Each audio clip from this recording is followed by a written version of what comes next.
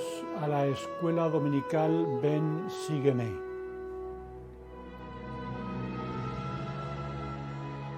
Resumen de la Conferencia General de octubre 2020, complemento de las lecciones de la Escuela Dominical. Vídeo número 5. En este último vídeo del resumen de la Conferencia General de octubre de 2020, tenemos varios discursantes que desarrollaron principios del Evangelio muy importantes.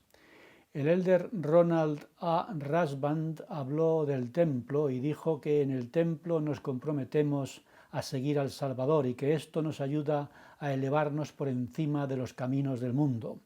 El templo tiene escrito en su puerta santidad al Señor, porque es un santuario en el que guardarse del mundo, apartándonos de todo aquello que nos impida ser santos. La recomendación para entrar en el templo representa el compromiso de nuestra fe y de nuestra fidelidad en el cumplimiento de las enseñanzas de la Iglesia. Esta recomendación no es un medio, sino un fin en sí misma, símbolo de rectitud que nos muestra cómo debemos vivir para estar recomendados por el Señor. Aunque la pandemia ha obligado a cerrar los templos o reducir su actividad, las recomendaciones siguen vigentes. Ahora más que nunca tenemos que esforzarnos por ser dignos de una recomendación para entrar en el templo, porque es una protección contra el adversario. Debemos, pues, convertir la recomendación en un símbolo de nuestros esfuerzos por ser fieles a los convenios. El elder Dale G. Renland comentó que como nos piden que seamos mejores, nos preguntamos, ¿estoy haciendo lo suficiente? La verdad es que, hablando de la salvación, el hombre nunca hará suficiente. La salvación no es posible sin la ayuda del Redentor. Miqueas enseña, lo que pide Jehová de ti es hacer justicia, amar la misericordia y humillarte para andar con Dios. Estos son requisitos para la salvación. Hacer justicia es amar a Dios y al prójimo, apartarse del pecado, hacer convenios y cumplirlos. Debemos tener un corazón quebrantado y un espíritu contrito, porque eso nos hará dignos de la compañía del Espíritu Santo, que nos dirá lo que tenemos que hacer. Amar la misericordia es tratar a los demás de forma honorable, sin juzgarles y sin prejuicios.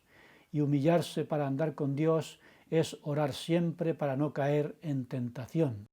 Cumplamos con todo esto y evaluemos nuestros hechos con paciencia, sin atormentarnos por los errores que cometamos. El elder Ulises Soares dijo que debemos controlar nuestros pensamientos porque influyen en nuestros deseos y determinan lo que seremos y heredaremos en la eternidad. Pidió que resistamos las tentaciones y no perdamos la fuerza espiritual que tanto necesitamos. Digamos no a los malos pensamientos. Deja que la virtud engalane tus pensamientos incesantemente. Debemos vencer la concupiscencia, que es el deseo desordenado de lo carnal y de lo mundano, que el enemigo utiliza para destruirnos.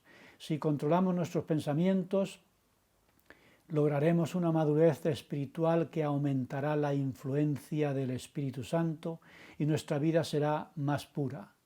Un pensamiento inapropiado puede abrir la puerta de los malos deseos y ponernos en el camino de las malas decisiones que nos harán cometer errores que arruinen nuestra vida. Y todo sería el fruto de un solo pensamiento descontrolado. Vengamos a Cristo y alejémonos de las tentaciones y del pecado.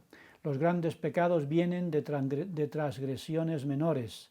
Resistamos todo aquello que nos aparte del camino a la vida eterna. Echemos a un lado los pensamientos indignos y demos paso a la influencia del Espíritu Santo, que nos salvará de tragedias que podrían destruir nuestra vida y a nuestras familias. Sigamos a Dios con todo el corazón y digamos con el Señor al tentador, vete, Satanás. De esa manera el Salvador nos enviará su Espíritu, que nos consolará y fortalecerá. El elder Stephen J. Land habló de la muerte de su hijo pequeño de cáncer. Su entereza me impresionó y me hizo llorar. Enseñó la fortaleza de un niño especial que Dios se llevó de este mundo mucho antes de lo esperado y deseado. Murió con muchos dolores después de cumplir valientemente su deber de repartir la Santa Cena como diácono. Él llevaba en sus manos los emblemas de la expiación en recuerdo del Señor y de su obra de salvación en medio de gran sufrimiento. Este muchacho cumplió con su deber a semejanza de Cristo. Los jóvenes arónicos nos ayudan a venir a Cristo, preparando al mundo para la segunda venida. El elder Carlos A. Godoy dijo: los ángeles son instrumentos en las manos de Dios para bendecirnos. Muchos de estos ángeles están en la tierra entre nosotros. Dijo el elder Godoy: yo he tenido varios de esos ángeles en mi vida, ayudándome cuando era un joven converso en la iglesia a andar en la senda de los convenios. Entre esos ángeles están los misioneros que me enseñaron, los jóvenes de la iglesia que me aceptaron como amigo, entre los cuales estaba la joven que sería mi esposa años después. Otro ángel fue mi maestra de seminario diario. Unirse a la iglesia puede producir mucha soledad y necesitamos lo que decía el presidente Hinckley: un amigo, una responsabilidad y ser nutridos por la buena palabra de Dios. La integración en el grupo supone una gran lucha y por tanto debemos ser ángeles que ayuden a los nuevos conversos a lograrlo. Se necesitan ángeles que ayuden a ministrar en el nombre del Señor. El elder Milton da Rocha Camargo desarrolló su discurso sobre la Escritura: pedid y se os dará, buscad y hallaréis, llamad y se os abrirá. Y añadió: este versículo nos muestra 3 bendiciones si pedimos, buscamos y llamamos. La oración requiere que hagamos nuestra parte, que en este caso es pedir, buscar y llamar, y también requiere tener paciencia si no recibimos lo que pedimos, si no hallamos lo que buscamos y si llamamos y no se abre la puerta. En estos casos debemos seguir esforzándonos y seguir en comunicación con Dios. Debemos aprender a reconocer la voz de Dios y entender las impresiones que llegan a nosotros, porque la revelación personal es necesaria para la supervivencia espiritual.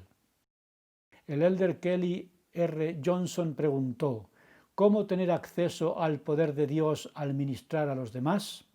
El sacerdocio bendice a quienes hacen convenios y los guardan. La investidura del templo nos hace recibir poder de lo alto. Poder es la capacidad de hacer más de lo que nuestras fuerzas nos permiten hacer. Dios desea darnos de su poder para ayudarnos a vencer al adversario.